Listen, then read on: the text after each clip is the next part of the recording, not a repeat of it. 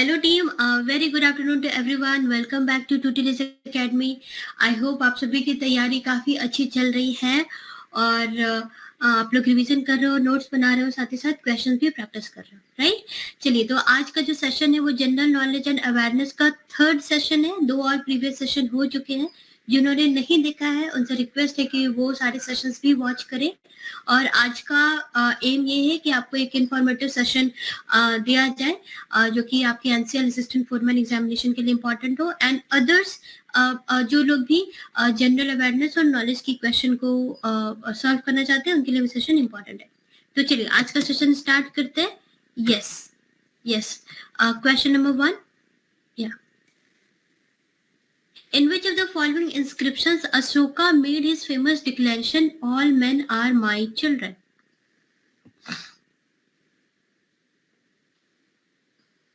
King Ashoka ने किस inscription में अपना फेमस डिक्लेरेशन दिया है कि सारे मेन मेरे ही बच्चे हैं, all men are my children. Okay, yes, I will take doubt, कुछ डाउट भी मोस्ट वीवीआई क्वेश्चन करवा दे मैम प्लीज। मैम टेस्ट भी लीजिएगा, ठीक है, टेस्ट भी लेंगे और वेरी इंपॉर्टेंट क्वेश्चन भी मैं करवाती रहूंगी। क्वेश्चंस तो मैं करवाती रहूंगी, जो भी टॉपिक्स इंपॉर्टेंट है आपको पढ़ना है बताती रहूंगी, गाइड करती रहूंगी। चलिए, तो क्वेश्चन नंबर 1 का कोई आंसर आ रहा है? 1 का डी आ रहा है। Very good Ajit. और Shashi Bhushan and all separate Kalinga rock addict 1। Rock addict 1 है ये एक्चुअली। तो जो कलिंगा रॉक एडिक्ट है ना, वहां पे अशोका जी ने कहा है all men are my children, ठीक है। पॉइंट नंबर डी इसका आंसर होगा कलिंगा। कलिंगा वाला जो भी रॉक है ना, वहां पे राजा अशोक ने वहां पे उन्होंने डिक्लेरेशन दिया है कलिंगा रॉक। याद रखिए, पीलर एडिक्ट नहीं है, कलिंगा रॉक एडिक्ट है। ओके, यस, 1 का डी होगा। Good, very good. Next question number 2, which of the following is the only female तीर्थंकर? जैनिज्म में टोटल कितने तीर्थंकर है? 24 है ना, 24। तो ओनली फीमेल तीर्थंकर कौन से हैं बताइए?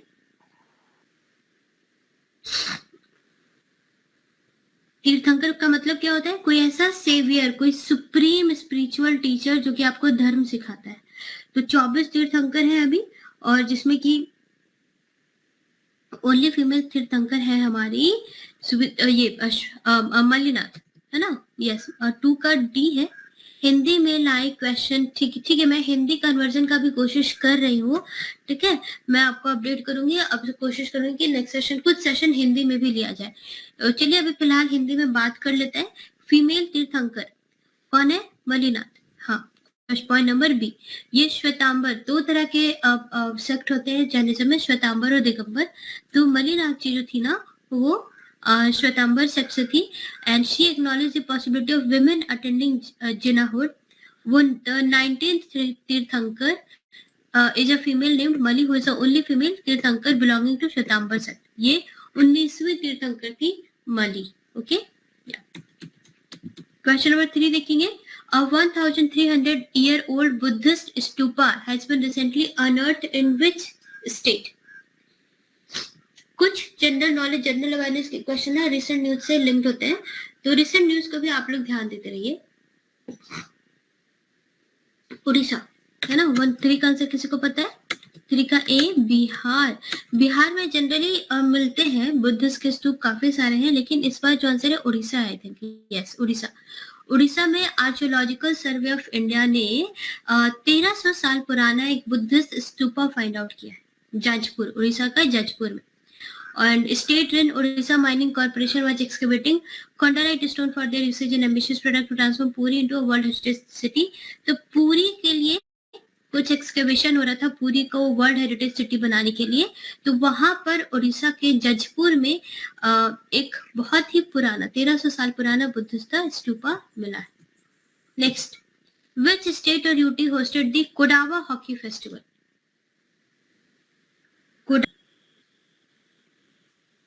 4 साल के बाद, ये बहुत ही फेमस हॉकी टूर्नामेंट है जो कि हर 4 साल पे होता है, कोडावा हॉकी टूर्नामेंट, जो कि अप्रैल में हुआ था कर्नाटक में, 2023 में हुआ था, है ना। Kodava hockey festival is said to be organised in Napoklu town of Karnataka after gap of 4 हर 4 साल में होता है, और ये एक्चुअली हो चुका है 2023 में, ठीक है। The annual event is the world largest field hockey tournament.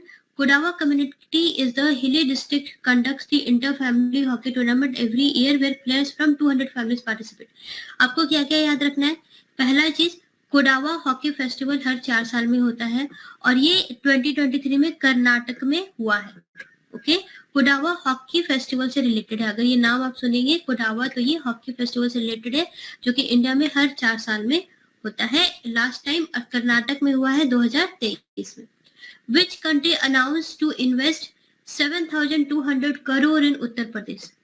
एक देश है वो, है ना, उत्तर प्रदेश में 7,200 करोड़ इन्वेस्ट करने की सोची है.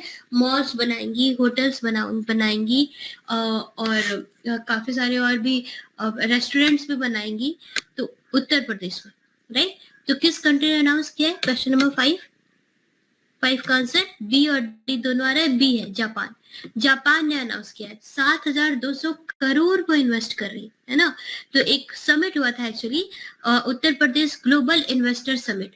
तो वहां पे लखनऊ में ऑर्गेनाइज हुआ था. तो जापान ने अनाउंस किया और जापान की कंपनी है होटल मैनेजमेंट इंटरनेशनल कंपनी. उसने डिसाइड किया है कि वो होटल्स रेस्टोरेंट वगैरह ओपन करेंगे आगरा, अयोध्या, वाराणसी में. तो 7,200 करोड़ होगा, वो लोग ओपन करेंगे. But may be after everything is built, यहाँ जो भी रेवेन्यू आएगा होटल का वो तो जापान के पास ही जाएगा. करेक्ट. चलिए कोई नहीं, आगे बढ़ते हैं. एटलीस्ट इन्वेस्टमेंट हो रहा है, कुछ इंफ्रास्ट्रक्चर बिल्ड होगा हमारे देश में. Which country recently introduced an anti-LGBTQ act that makes it a crime to identify as LGBTQ? है ना. एक ऐसी कंट्री है जो कि कहती है कि कोई भी पर्सन अपने आप को LGBT नहीं डिक्लेयर कर सकता है.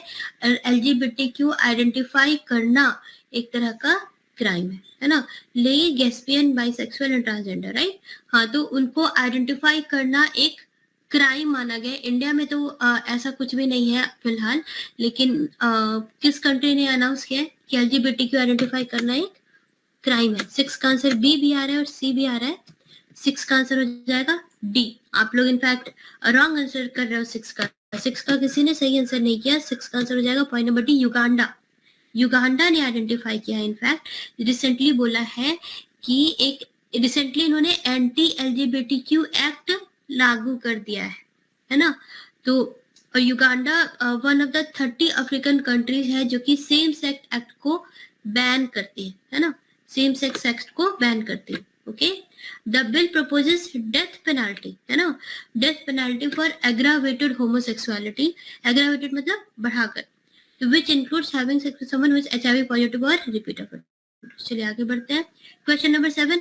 India signed a loan agreement with which institution for construction of Green National Highway Corridor project? Green national highway corridor project के लिए इंडिया ने एक लोन अग्रीमेंट साइन किया है. किस इंस्टीट्यूशन के साथ? तो इंडिया ने वर्ल्ड बैंक के साथ एक लोन अग्रीमेंट साइन किया है कि वो इंडिया में ग्रीन नेशनल हाईवे बनाएगी. कुछ 3-4 स्टेट्स में बनाने की बात है, 4 स्टेट में बनाने की बात. ठीक है, बातें याद कर लीजिए यहीं से. इंडिया ने किसके साथ? वर्ल्ड बैंक के साथ क्या किया है? एक लोन अग्रीमेंट साइन किया है. India usually IMF, world bank से ही लोन लेती है बिल्ड करने के लिए, इंडिया में निर्माण करने के लिए, कैपिटल एक्सपेंडिचर के लिए. तो नेशनल ग्रीन हाईवे कॉरिडोर बनाया जाएगा 4 स्टेट में, हिमाचल प्रदेश, राजस्थान, उत्तर प्रदेश और आंध्र प्रदेश. तो बस इतना ध्यान रखिए कि नेशनल हाईवे के लिए, ग्रीन नेशनल हाईवे के लिए इंडिया ने वर्ल्ड बैंक से लोन लिया है. डन. ओके. कितना? $500 मिलियन. $500 मिलियन इंडिया ने वर्ल्ड बैंक से लोन लिया है ग्रीन नेशनल हाईवे बनाने के लिए. याद हो गया. ओके. चलिए आगे बढ़ेंगे. Tungabhadra multipurpose project is an inter state project between which among the following state? Tungabhadra multipurpose project किन राज्यों के बीच आती है? तुंगभद्रा मल्टीपर्पज प्रोजेक्ट कर्नाटक और आंध्र प्रदेश, कर्नाटक और Maharashtra, Karnataka, Maharashtra and Andhra Pradesh, Karnataka and Goa. Question number 8. Tungabhadra multipurpose project किन स्टेट्स के बीच में आती है?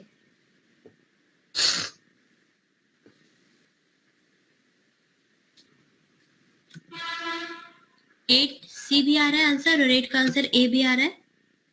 Karnataka and Andhra Pradesh. Point number A answer होगा। कर्नाटक और आंध्र प्रदेश के बीच में है तुंगभद्रा, ओके है ना। और यहाँ पर देखिए तुंगभद्रा मल्टीपर्पज प्रोजेक्ट एक ज्वाइंट प्रोजेक्ट है आंध्र प्रदेश और कर्नाटक का। तुंगभद्रा रिवर है ना, कृष्णा नदी जो है ना आंध्र प्रदेश की, कृष्णा नदी, उसकी एक ट्रिब्यूटरी है तुंगभद्रा रिवर, ओके। और तुंगभद्रा रिवर के ऊपर एक डैम बनने वाला है, उसका ये प्रोजेक्ट है between Andhra Pradesh and Karnataka, okay. चलिए आगे बढ़ेंगे। Which among the following soil horizon is called humus?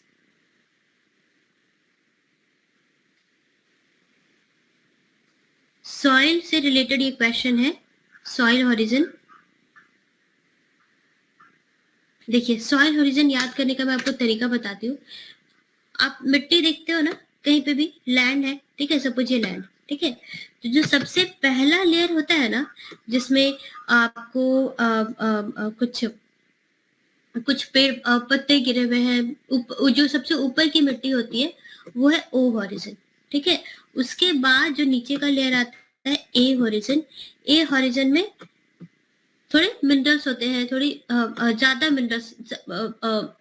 यहाँ पे जो ए, इसका आंसर हो जाएगा ओ हॉरिजन। ओ हॉरिजन में सबसे ज्यादा ह्यूमस होता है। ए हॉरिजन में थोड़ा ह्यूमस होता है और साथ ही साथ इसमें थोड़े से मिनरल्स आ जाते हैं, ठीक है।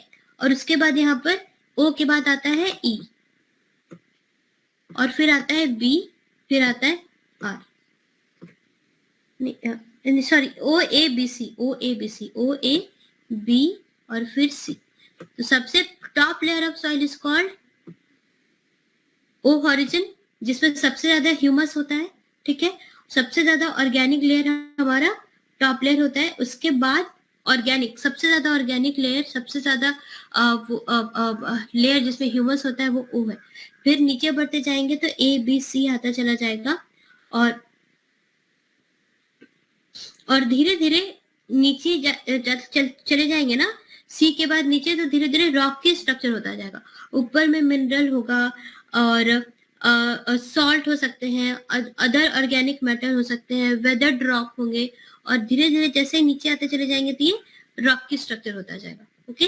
तो ये है सॉइल का layer O A B C.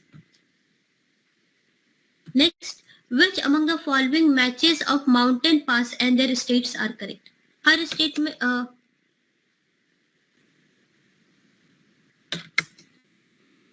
Humus meaning, अरे ह्यूमस मीनिंग, ह्यूमस होती है ना वो जो डार्क डिकम्पोज्ड मैटर होता है ना, जो मिट्टी का सबसे पहला लेयर होता है, थोड़ा हरा सा हो जाता है, वो डार्क डिकम्पोज्ड ऑर्गेनिक मैटर, उसे ही हम ह्यूमस कहते हैं, है ना। तो ह्यूमस को इनफैक्ट वो सबसे ज्यादा उसमें मिनरल पाया जाता है, डिकेड ऑर्गेनिक मैटर। पत्ते सूख गए, पत्ते जो सूख के डिपॉजिट हो जाते हैं, ऊपर एक हरी सी लेयर हो जाती है ना मिट्टी के ऊपर, मिट्टी का सबसे पहला लेयर, जिसमें कि सूखे या झड़े हुए डिकेड पत्तों से जो लेयर बन जाती है, उसे ही हम ह्यूमस कहते हैं। That is dark decomposed decade organic matter को हम ह्यूमस कहते हैं, ओके। चलिए, which among the following matches of mountain pass and their states are correct?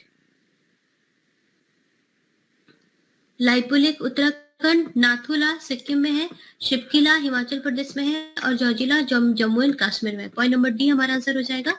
Nathula Sikkim, ये जनरली सबको याद रहता है। शिपकिला हिमाचल प्रदेश में है, जोजिला जम्मू कश्मीर में, याद कर लेते हैं। और लिपुलेक हमारा उत्तराखंड में, ओके। ये 10 का सी, 10 का डी, सारे ही आंसर हमारे इसमें करेक्ट है, सब कुछ सही मैच किया हुआ है। इसे बिल्कुल ध्यान से देखेंगे और अभी याद कर लेंगे। जोजिला जे से है, यहाँ पे भी जे है, तो Zojila Jammu Kashmir, Shipkila Himachal Pradesh, Nathula Sikkim, Lipulekh Uttarakhand, okay. Yes, next question, question number 11, which of the following is the correct coastal length of India including the island? Island को भी इंक्लूड कर ले तो हमारे इंडिया की जो कोस्टल लेंथ है ना, वो कितनी है। यहाँ पे आइलैंड है, आइलैंड को भी इंक्लूड कर ले तो इंडिया की कोस्टल लेंथ कितनी है। तो इंडिया की टोटल कोस्टल लेंथ हमारी 7,500। 7,500 भी आप याद रखेंगे, इट विल वर्क। 7500 भी वर्क करेगा, याद रखने के लिए हम कर सकते हैं। तो total coastal length of India including island is 7,500 kilometre. ये क्वेश्चन समझ में आया?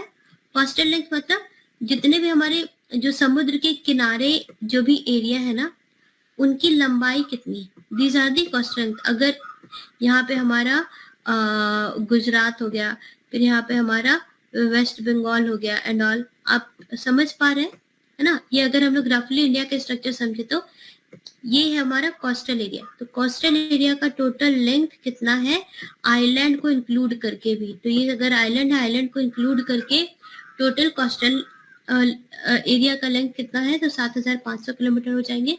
And total coastal length of main land is around 6,100 kilometre.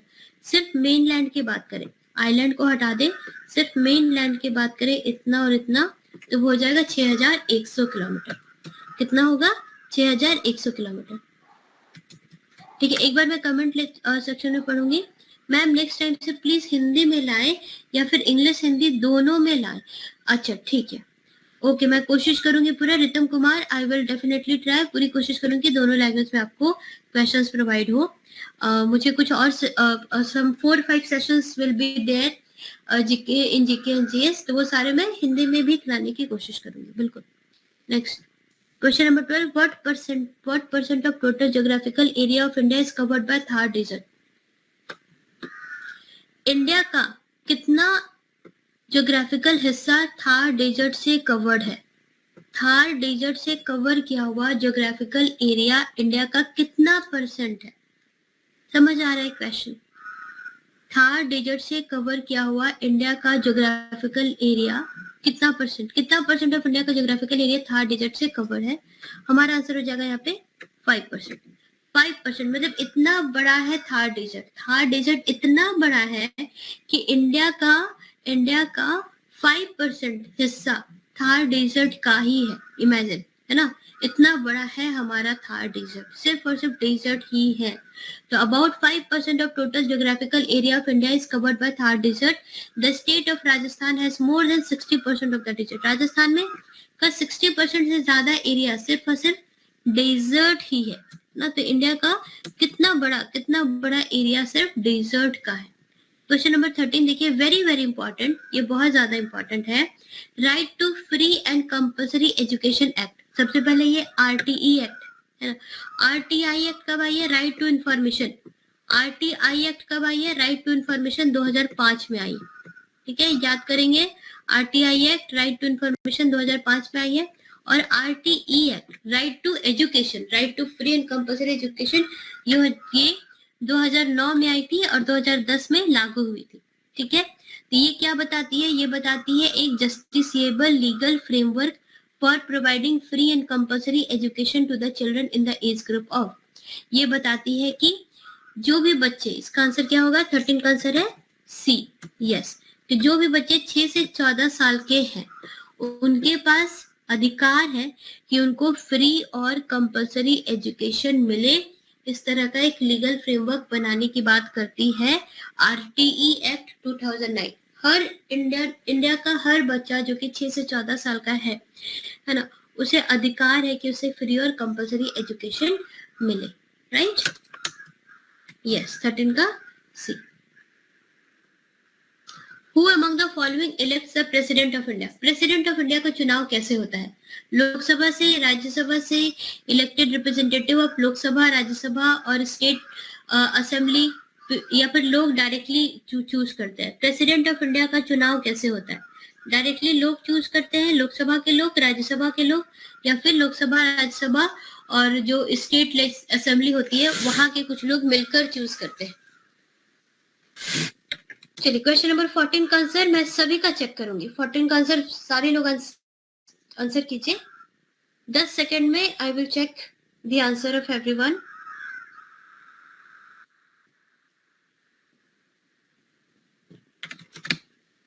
Prime minister का चुनाव तो सब जानते हैं, प्रेसिडेंट का चुनाव कैसे होता है? 14 का answer C, yes. Lok Sabha, Rajya Sabha और स्टेट असेंबली के लोग मिल करके चुनाव करते हैं, बात विचार करके चुनाव करते हैं प्रेसिडेंट का। ठीक है, जिसे कहते हैं इलेक्टोरल कॉलेज। ये वर्ड याद रखिए, इलेक्टोरल कॉलेज। एक इलेक्टोरल कॉलेज फॉर्म होता है। कॉलेज, वो एक्चुअल कॉलेज की बात नहीं हो रही है, टीम की बात हो रही है ना। एक टीम होती है जिसमें कि जितने भी बोध सभा और राज्यसभा और लोकसभा के लोग होते हैं और लेजिस्लेटिव असेंबली के लोग होते हैं, जितने भी स्टेट हैं और जितने भी यूनियन टेरिटरी है, सबके स्टेट और यूनियन टेरिटरी के जो स्टेट असेंबली है वहां से लोग चुनकर आते हैं और राज्यसभा और लोकसभा के लोग आते हैं। वो लोग सब मिलकर के एक इलेक्टोरल कॉलेज बनाते हैं और वो लोग बात विमर्श करके, बात विचार करके वो लोग प्रेसिडेंट ऑफ इंडिया का सिलेक्शन करते हैं। Okay, yes. क्वेश्चन नंबर 15 देखिए, माना which has been retermed as the first Indian village is located in which Indian state. पहले ना माना नाम का एक गांव है जिसे लास्ट इंडियन विलेज बोला जाता था, है ना, कि इंडिया यहाँ पे खत्म हो रही है ऐसा बोला जाता था। अब इंडिया का एक ये बॉर्डर पे आता है, माना जो विलेज है ना वो इंडिया के बॉर्डर पे आता है, जिसका नाम था लास्ट इंडियन विलेज। अब उसका नाम चेंज करके फर्स्ट इंडियन विलेज कर दिया गया।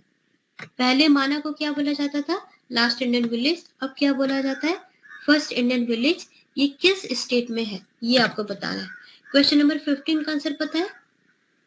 डेली क्लास लीजिएगा, ठीक है, मैं कोशिश करूंगी बिल्कुल। अमित शाह ने किया है, वाह, रितम कुमार ने बताया, वेरी गुड रितम कुमार। हाँ, रितम कुमार ने आंसर भी किया है। किसमें है रितम कुमार का answer? B, Arunachal Pradesh. Let's see माना जो है ना वो उत्तराखंड में है ना। माना village situated in the Indo border, Uttarakhand हमारा थोड़ा ऊपर में है, पंजाब दिल्ली के पास आप आएंगे इधर तो उत्तराखंड आएगा। उत्तराखंड इंडो चाइना बॉर्डर में माना जो था ना उसके लास्ट इंडियन विलेज। अभी हमें रितम कुमार ने बताया है कि उस अमित शाह के द्वारा ये काम किया गया है, ठीक है, तो बस याद रखेंगे। ओके, ज्ञानवापी मॉस्क, अगर आप लोग अभी न्यूज देखते होंगे तो ये काफी ज्यादा ये प्रचलित है ये mosque. Gyanvapi mosque which was seen in the news is located in which state, किस स्टेट में? ये बहुत ही आसान क्वेश्चन है आपके लिए, ज्ञानवापी मॉस्क किस स्टेट में है? अगर न्यूज आप लोग देखते होंगे तो फटाक से बता देंगे। Let's see who all can answer. Question number 16 का आंसर कौन लोग कर पाते हैं? ज्ञानवापी मॉस्क,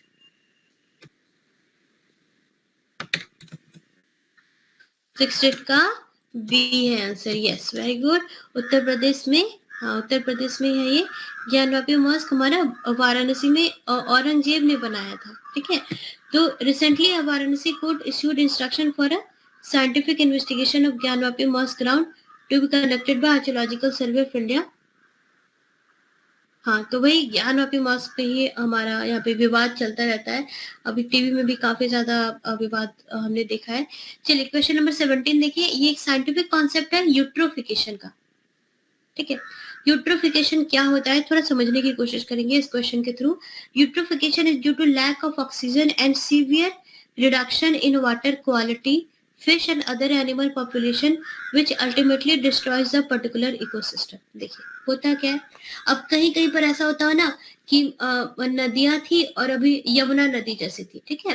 पहले यमुना नदी में पानी बहता था, अभी यमुना नदी में पानी रुक सा गया है, काला हो गया है, बिल्कुल स्मेल आ रही है, सड़ सा गया है।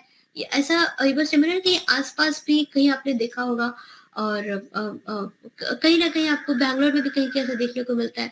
तो जहाँ पे क्या होता है, किसी लेक, कोई भी ऐसा लेक, नदी में नहीं, कोई लेक हो गया, कोई तालाब हो गया, जो कि काफी दिनों से ऐसे ही पड़ा है, तो उसमें क्या होता है कि वो थोड़ा खराब सा होने लगता है, करेक्ट।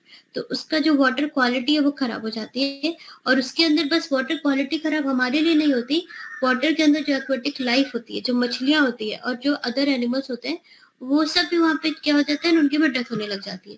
तो ये क्यों होता है? इस प्रोसेस को हम कहते हैं यूट्रोफिकेशन। तो यूट्रोफिकेशन में क्या होता है ना कि 17 का आंसर बी आ रहा है। हाँ, तो यूट्रोफिकेशन में जो पानी में जो केमिकल, जो न्यूट्रिएंट्स की मात्रा है वो बहुत ज्यादा बढ़ जाती है। पानी जो है ना वो हल्का नहीं रह जाता, उसमें काफी ज्यादा न्यूट्रिएंट्स आ जाते हैं। तो वो न्यूट्रिएंट्स क्या करते हैं, पानी का ऑक्सीजन अब्सॉर्ब कर लेते हैं, तो ऑक्सीजन बचता ही नहीं है मछलियों के लिए। मछलियां क्या करती है, मछलियां तो पानी में जो ऑक्सीजन घुला रहता है उसी से ही सांस लेती है, उस वही ऑक्सीजन को खींच करके वो सांस लेती है। लेकिन पानी में जब ज्यादा केमिकल्स आ जाते हैं, पानी में जब ज्यादा केमिकल न्यूट्रिएंट, ज्यादा केमिकल कंपाउंड आ जाते हैं, तो वो पानी का ऑक्सीजन खुद खींच लेते हैं, तो उससे फिश के लिए न्यूट्रिएंट नहीं बचता, ठीक है। Eutrophication is when a body of water becomes overly enriched with minerals and nutrients, है ना, पानी में बहुत ज्यादा मिनरल और न्यूट्रिएंट आ जाता है जिससे कि बहुत ज्यादा ग्रोथ ऑफ एल्गी हो जाता है ना, पानी के ऊपर काई जम जाती है काली काली सी, तो वो एल्गी का ग्रोथ हो जाता है क्योंकि न्यूट्रिएंट्स और मिनरल्स ऑक्सीजन लेकर के एल्गी का ग्रोथ कर देते हैं। तो उससे क्या होता है कि ऑक्सीजन डिप्लीशन मतलब खत्म हो जाता है, जो पानी के अंदर जो ऑक्सीजन हो जाता है वो धीरे धीरे खत्म हो जाता है जिससे कि फिशेस के भी अंदर में डेथ हो जाती है। And due to this problem algal bloom occurs which increases the phytoplankton, मतलब धीरे धीरे बहुत ज्यादा एल्गी बढ़ जाती है, पूरा एल्गी ब्लूम हो जाता है, ऐसा भी हो जाता है जब पूरा हरी हरी सी काई बिल्कुल कवर कर लेती है पानी के बॉडी को, जिसे हम यूट्रोफिकेशन कहते हैं। Next, with which of the following Montreal protocol is related to?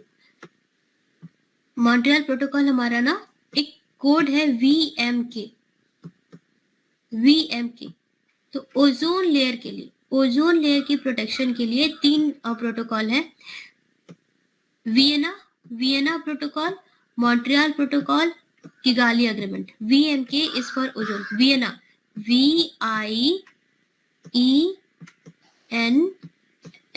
Vienna protocol is for ozone layer, Montreal Protocol is for ozone layer, and Kigali Agreement KIGALI,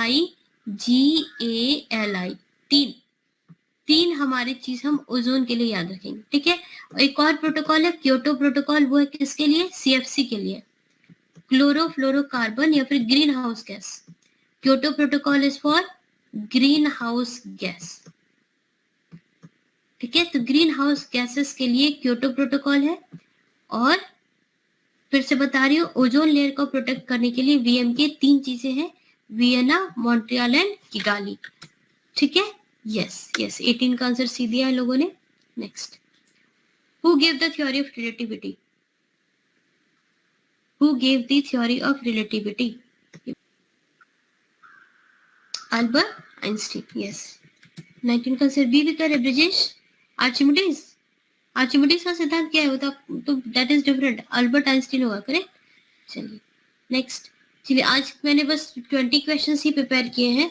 the union ministry of mines announce that lithium reserves were found for first time in which state? ये बहुत ही एक interesting news है कि बहुत सारे lithium reserves पाए गए हैं किसी इंडियन स्टेट में, जो कि हमारे लिए काफी हेल्पफुल हो सकता है। हम लिथियम के एक्सपोर्टर बन सकते हैं, और इन हाउस मतलब इंडिया में भी लिथियम के बैटरीज बनते हैं, लिथियम का काफी सारा यूज होता है। तो बैटरी में एंड अदर मशीन्स में बहुत ज्यादा यूज होता है, तो वो उसमें भी हमें काफी फायदा मिलेगा। किस स्टेट में? झारखंड में। झारखंड में लिथियम का रिजर्व नहीं मिला है, झारखंड नहीं है। क्वेश्चन नंबर 20,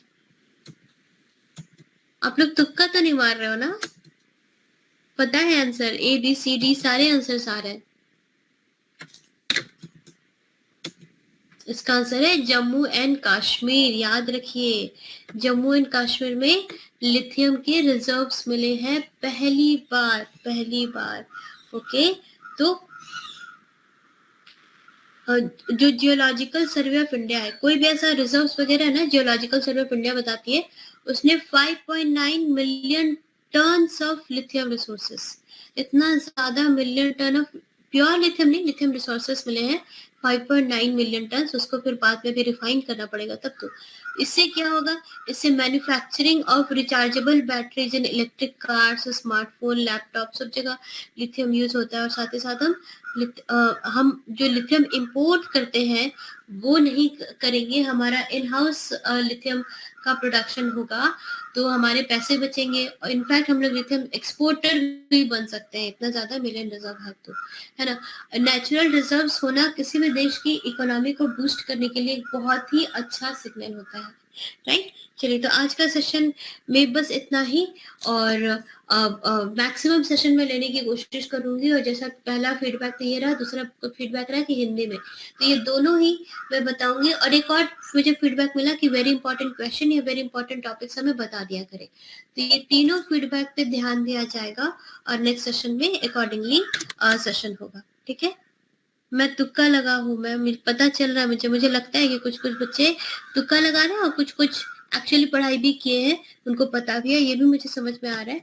तो आप लोगों से रिक्वेस्ट है कि अपने एंड से पढ़ाई करते रहिए। ठीक है, जनरल अवेयरनेस है, जनरल नॉलेज किसी टॉपिक पे पिक कीजिए कि may be like her state की क्या क्या एडवांटेजेस है, कौन सा स्टेट किस लिए फेमस है, वो सब आप पढ़ना शुरू कीजिए। फिर थोड़ा बड़ा हिस्ट्री पढ़ना शुरू कीजिए, थोड़ा साइंस पढ़ना शुरू कीजिए, और थोड़ा इन्वेंशंस पढ़ना शुरू कीजिए, थोड़ा न्यूज पढ़ना शुरू कीजिए। रोज डिवाइड कर लीजिए आपको क्या क्या पढ़ना है, और रोज 15 मिनट ही सही, 20 मिनट ही सही, आधा घंटा ही सही, कुछ ना कुछ आधा घंटा भी डेली आपको मिनिमम डेडिकेटेडली आधा घंटा भी अगर किसी टॉपिक पे दे रहे हैं तो बिल्कुल ध्यान से आधा घंटा पढ़िए।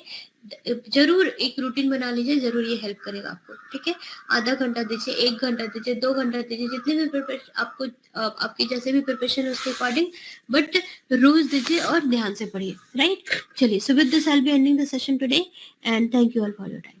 Thank you. Welcome to Tutelage Academy, where knowledge meets expertise. Introducing the best online course for NCL Assistant Foreman Mechanical Engineering. Enroll today at Tutelage Academy and unlock a brighter future.